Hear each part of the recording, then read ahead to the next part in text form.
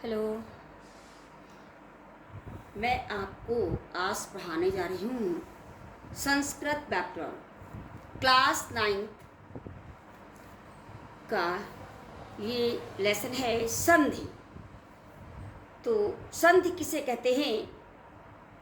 जब दो शब्द अत्यधिक समीप आते हैं तो प्रथम शब्द का अंतिम वर्ण और दूसरे शब्द का प्रथम वर्ण मिलकर नया वर्ण बनाते हैं।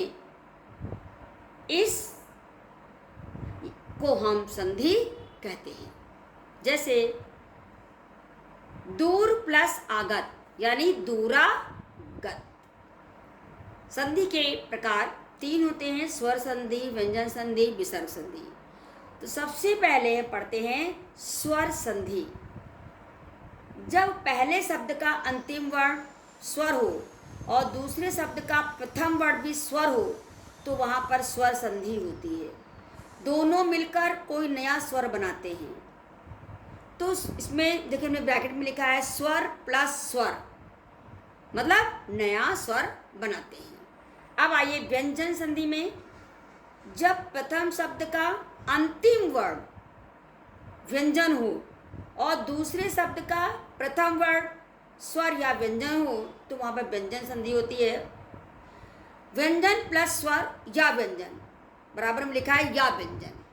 ठीक है, आगे देखिए विसर्ग संधि। जब प्रथम शब्द का अंतिम वर्ण विसर्ग हो और दूसरे शब्द का प्रथम वर्ण स्वर या व्यंजन हो तो वहाँ विसर्ग संधि होती है। तो ब्रैकेट में देखिए लिखा हुआ है विसर्ग प्लस स्वर या व्यंजन। तो ये आज मैंने आपको पढ़ाया संधि किसे कहते हैं और उसके प्रकार।